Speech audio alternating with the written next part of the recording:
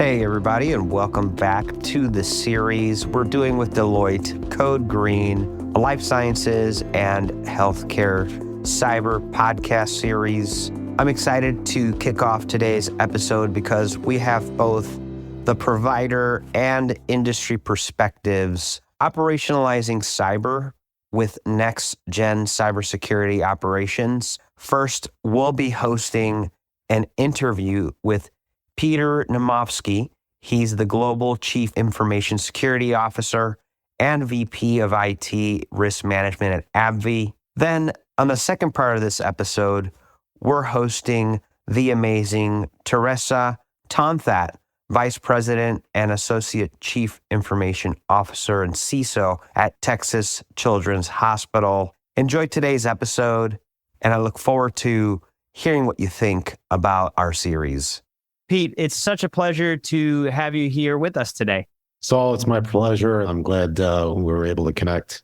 Likewise. And look, let's jump into the questions in a second. But before we do, I'd love to for you to share a little bit more about your responsibilities, the mission that you're after, and maybe some of the background of your organization. Sure. So I've been with AbbVie, actually this week was my 4-year anniversary.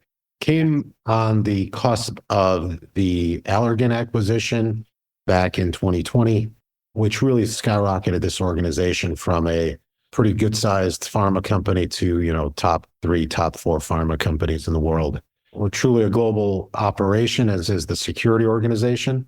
We pretty much traditional sort of structure to the group and scope that you'll probably see across life sciences, which includes security operations, which is Security Operations Center, incident response, forensics, all the investigations associated with that, insider threats, and attack surface management at a high level. Also an security architecture function, responsible for ensuring that we build solutions with security by design as sort of the mindset. We've elevated the security intelligence or cyber threat intelligence function to be more of a strategic capability for us. You'll probably see cyber threat intel embedded in an operations area, and they tend to be more tactical in that sort of setup. But we've elevated that function. It's a direct report to me. And under that same leader is M&A, which is challenging, as many would agree, as well as strategy sits in that function. I also own the GRC, or Governance, Risk, and Compliance Group, managing enterprise-level IT compliance across the organization. Also sitting in that group is third-party risk and risk management. And then finally, the group that is sort of back office, as well as chief of staff, and also runs security culture, education, awareness globally. Thanks so much for that, Pete, for that context, and certainly a thorough and well-suited department that you have there. What are you seeing in terms of threat landscape and associated attacks? Generally, if you look over the last a handful of years, cyber criminals, especially in our industry and in most industries, tend to be the most prominent threat actor groups. They represent the vast majority of the activity we see across industry in terms of security incidents and breaches. 99% of the time financially motivated, and they continue to really target what many would consider low-hanging fruit. You look at the recent attacks, and the vast majority of the others come down to really basic hygiene. If you consider the Microsoft Cybersecurity Review Board report, Change Healthcare incident, et cetera. So hygiene, common theme for a number of years. And one of the more emerging trends we're also seeing is that as companies integrate acquisitions, that also tends to cause some challenge as it relates to ensuring that you have good cyber hygiene. I will also say that ransomware operators tended to be focused again on the low-hanging fruit for a number of years and still are. But we started to see a trend last year, probably last part of 2022, in that these operators are willing to invest in zero-day vulnerabilities, in identifying those vulnerabilities and then leveraging them to attack companies. We saw that with the managed file transfer incidents from last year. And so that's a concerning trend when typically in 23, there was close to about 30,000 vulnerabilities that were published, and only a very small subset of that, less than 100, were zero-day vulnerabilities. But hey, when the cyber criminals are identifying them before our researchers or vendors are, that becomes challenging. And we're also seeing that the window to close these vulnerabilities or address these vulnerabilities before exploitation is significantly shrinking. With the, I believe, average to exploit these vulnerabilities post-release, less than 15 days, and we're seeing most organizations are remediating within 58. So that's another theme. And, what security podcast or any sort of media wouldn't mention AI, but I guess from my standpoint, it's really about how adversaries are leveraging Gen AI and driving more entries to market, where you may have had less sophisticated actors becoming more sophisticated, and even the more sophisticated actors getting even more effective with social engineering, writing better code, and even leveraging audio and video and deepfakes to social engineer organizations. So that's kind of how I would look at it this juncture. Yeah, and it's getting more and more complex. And you mentioned hygiene as a key thing. As complex as it could get, hygiene could be a really, I don't want to call it easy, but a fundamental way to prevent a lot of the things that happen. Am I hearing you say that? Yeah, exactly. Having good hygiene, that typically is the initial entry point for these attackers. And we've done quite a bit of analysis on the breaches within life sciences and across industry. And, it seems like 9 times out of 10, it's related to something like not having multi-factor authentication enabled for remote access. Believe it or not, we're still talking about that in 2024. It's not triaging vulnerabilities effectively and not addressing those vulnerabilities based on intelligence that you might have. So if there's a critical vulnerability that you may have put in the, hey, we'll get to it in our standard SLA, and yet you're not leveraging the intelligence that's telling you that those vulnerabilities are being exploited, that's going to set you back. And we've seen some major breaches this year related to just that. I appreciate that, Pete. And so with all this change, how are some ways that you're changing your cyber operations to keep up with the evolving threats? Yeah. So as I mentioned, we've elevated the threat intelligence capability so we can deeply understand who's attacking us, why, and how. And it's kind of goes back to the art of war, Sun Tzu comment of, if you know yourself and know your enemy, you not need to fear 1,000 battles, right? And I think there's a lot of power in that statement, and it really relates to what we're trying to do. So we're ultra focused on cyber hygiene and, ensuring that we have cloud visibility across all of our tenants, really heavily focused on ensuring that our vulnerability management, attack surface management program is, resourced and is focused on the risks that matter. We're also implementing zero trust concepts as it relates to some of our manufacturing sites. And what I would encourage many to think through is the legacy VPN mindset and moving away to sort of the next gen, which gives you sort of an ability to segment your crown jewel assets for remote users and such. I also do think that testing and executing your urgent patch process that's coupled with your intelligence function so that you're reacting to the vulnerabilities that matter. We've also significantly increased our frequency of red teaming exercises, which has given us a line of sight into cleanup activities. And lastly, within life sciences, generally, you'll find that there's a lot of heavy focus on compliance and quality. We also are looking to get that balance of risk management, not only to look at security issues tied to quality or compliance, but also if it's not tied to those, how do you balance that into the workload? And with that said, really focused on driving more of a security-infused culture at AbbVie that takes us out of cyber being an IT problem, and we're well on our way there. That's fantastic. Definitely interesting to hear the different approaches, creating these different moats to important assets, and then ultimately the culture. For all the listeners today, Pete, as we wrap up today, what's one takeaway that you leave for them on this topic? Know your adversaries, be passionate about defending against those that matter. I'll leave you with this statement that was made by a very high-ranking government official in the cyber domain who had said that we're infatuated with the nation state sort of threat actor and APTs and guarding against very sophisticated actors like that, while cyber criminals are eating our lunch. And that was a very powerful statement for me. It kind of tied back to some of our intelligence work that we've done over the number of years, and something that I think is very relevant and accurate in terms of focusing on the adversaries that matter. Love it. What a great way to close. Pete, let's keep our eye on the bad actors and make sure we're focusing our efforts and our assets to make sure we stop them. Pete, I can't thank you enough for joining us today. It's been a pleasure having you. Appreciate it, Saul. Teresa, thanks so much for joining us today. Thanks, Saul. Thanks for having me. It's our pleasure to have you here and to talk about a topic so important that's top of mind for many leaders in our industry. So before we dive into the questions, I'd love if you could just tell us a little bit more about yourself, your responsibilities, and more on the health system that you're a part of. Sure, be happy to. So as you mentioned, my role is Associate CIO, but I also have the opportunity and privilege to serve as Texas Children's CISO as well. I started Texas Children's about 6 years ago as their security leader and have had a great opportunity through mentorship and relationships to build my areas of responsibilities across all of IT.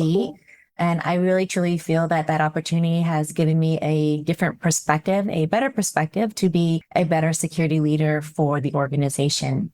Texas Children's, as you mentioned, is the largest children's hospital across the nation, a children's and women's hospital. We also have a insurance health plan arm as well, the largest children's health plan in the state of Texas. And our mission really is to create a healthier future for children and women through our global community by leading in patient care, education, and research. We currently have about over 900 beds across Texas, and we just recently opened our first hospital in North Austin this February. So very excited about that so that we can expand our reach to the kids and women in the Austin and Central Texas community. That's outstanding. Congratulations on the inauguration of that hospital up there in Austin. That's big. Yeah, it's been years in the waiting and we're finally there. So we're just looking forward to continue to grow our footprint through Central Texas. That's beautiful. Yeah. And with access being one of the big issues, I'm sure that location is really unlocking access for a lot of people in that area. Congratulations. And thank you, by the way, as well, for sharing the CISO responsibilities and the very important work that you do there. In my mind, one of the hardest jobs in the industry today with the challenges that we're faced with in our industry in healthcare. So help us understand, right? A big part of what we do here on this series is helping understand what are you seeing in terms of the landscape associated with these attacks? I would have to say that year after year, I get asked the same question from my board of trustees and my CEO and president and executive team. And it's unfortunate that I continue to tell them, I feel like a broken record, that the healthcare industry continues to be the number one targeted sector across all industries. And the numbers prove it. I mean, just this year alone, since January, we've already seen over 70 plus attacks against healthcare organizations, and it's not slowing down. The US specifically has been dealing with an increased level of cyber threats targeted against critical infrastructure, and healthcare is one of those industries. We're seeing many more attack attempts against our environment through the visibility of the technology that we have. We have third parties that we heavily rely on to run our operations or run our clinical care that we see targeted in mass that is prolific across all other healthcare industries, including Texas Children's in some situations. So I don't see it slowing down. And I think it's so important that we as security leaders in healthcare continue to keep that conversation top of mind. And it's not just to the board and our executive team. It needs to be top of mind from top down, because we're always dealing with the weakest link. And they keep on saying it's human factor, and it really is. And no matter how many level of defenses you put in place and technologies put in place, it takes is one individual. And nowadays, it's not just a click. It could be social engineering. It could be leveraging AI for them to make a decision. And no longer are the days through a phishing email. There's so many different attacks, tactics and vectors that the attackers are using. We need to keep our entire workforce and our contractors and our third parties very well informed of how they can help protect the entire organization. Thank you so much for that. And yeah, it's definitely the hygiene as well as these new entry points and vectors that are creating issues for all of us. And as a business, you think, what can I do to support our people? And so what's your perspective on what you're doing to support the business and the people in it for that? Yeah, I think it's important to balance risk and reward, well, operational efficiencies and risk mitigation. So at Texas Children's, we have a pretty formal process for risk evaluation.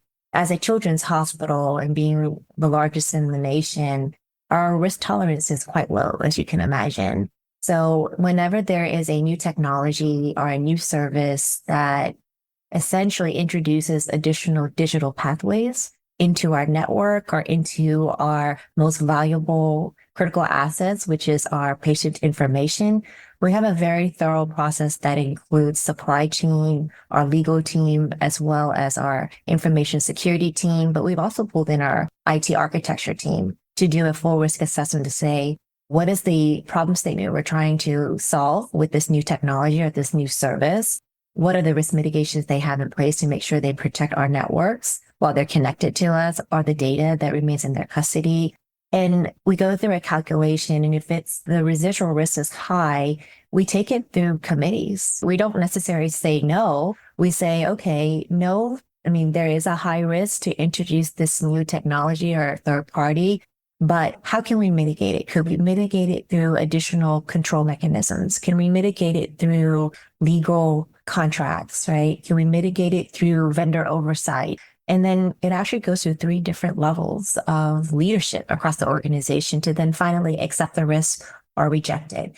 And one of the things that we do very well here is there's never one leader or one executive that can accept the risk for the entire organization, because we're dealing with over 4 million patient health information records at Texas Children's. So it's actually a group decision before we can accept a high-risk technology or solution. In the world that we're living in right now and the headwinds that healthcare is facing, we have a lot of influential conversations with our business partners on leveraging what we already have. So if we already have an on-premise platform or a SaaS platform that could meet at least 80% of their business or functional requirements, we push them to use that because it's already gone through contracts. It has the BAA, it has the information schedule, it's gone through a risk assessment. We have a relationship with that vendor so that they can respond to us if anything happens. And there's not additional data crawl. So the more third parties you bring on, you're taking a copy of your valuable data and giving it to custody to another vendor. And that in itself increases your threat landscape and your attack landscape. So I continuously tell my team to have those conversations with our operational leaders to make sure we're doing the right thing at the right time for our organization. Love it. It sounds like a very thorough review process with, keeping the business in mind at the same time. It's a nice balance. It seems to be always a balance. And you mentioned the critical infrastructure. I had the chance to connect with Greg Garcia while at Vive and the work that he and the team, I know it's a very big group. Likely you're part of that work. So really it takes more than one to have success here. Out of all the things happening, Teresa, what would you say keeps you up at night? Well, that's a hard question because I don't mostly sleep. And even my standard role, I still don't sleep very well. You mentioned something earlier that, I can make a broad connection to. You talked about security hygiene. So most security leaders have a large, extensive program with many projects, with many new capabilities from a people, process, and technology standpoint to implement and to implement correctly, but most importantly, to implement holistically. And I think the larger the organization that you serve in, one thing that always keeps me up at night is when we do an initiative and we say we have X% of coverage, right? Did someone within IS, not just in security, but in our infrastructure team, in our network team, may have missed something when they're doing a decommission activity, maybe missed patching for a small percentage. It's the things that we may have missed that could then be a foothold for the threat actors to get then access into our network that keeps me up. I know our teams do a very good job with bringing on the right technology, bringing in the processes and people to support it. But I feel that if you're not 100% on and focused all the time, there could have been a mistake. And that small mistake could be detrimental for the organization. Everything I hear in the news right now with organizations that are fall victim to a ransomware attack, many of them, it's not because they fell asleep at the wheel. It's because one VPN connection was missed. One account without MFA was found. And it could happen to anyone, any organization, no matter how much millions or billions of dollars you invest in your cybersecurity program. And I really, that's what keeps me up at night is if the threat actors find that one mistake or that one gap and then get in, even though the teams have been working so hard to elevate the maturity of our cyber program. Yeah, it definitely is something that would keep me up as well. And certainly, but what can you do about it though? Like, is there anything we can do about it? Like, and I think everybody's asking that question. Yeah, I think one thing that I could share back with the listeners really is you can invest so much in the people process technology, but at the end of the day, we get the investments we need to do from our board and executive team is because they want to ensure that we can help enable organizational resilience. They want to make sure that we're doing everything we can upfront to minimize the impact of patient care when we have a code dark, when we go dark, right? Love that. So I think that is for every security leader or technology leader out there, technology is not always up 100%. Right? It's 99.99+% up, but there's still that 0.001% that it could be down. And are our nurses and our physicians and our patients, are they trained to know how to run the organization when we don't have technology? Because it's not if, it's when. Everyone says it, and it's true. We see the best companies out there with millions of dollars investments still fall victim to a ransomware or to an event that cripples their technology. So my emphasis to everyone is focus and build that relationship with your organization resilience leaders. Make sure business continuity plans are refreshed. Make sure they spend time simulating and practicing downtime procedures and keeping those updated so that when it does happen, the impact to providing care to patients could be minimal. Oh, I love that, Teresa. So well said. At the end of the day, we are in the patient care business, and the people that provide the care, having those resiliency plans, and it's not if, it's when. I love it. Thank you so much for your thoughts on today's podcast. It's been super valuable. Folks, Teresa Tonthat, Vice President and Chief Information Officer, as well as CISO at Texas Children's with us today. For all of the show notes and things that you can learn and review, check out the show notes and you'll be able to check those out at the bottom of the podcast today. Teresa, thank you so much for joining us. We really enjoyed our time with you. Thank you so much for having me, Sam.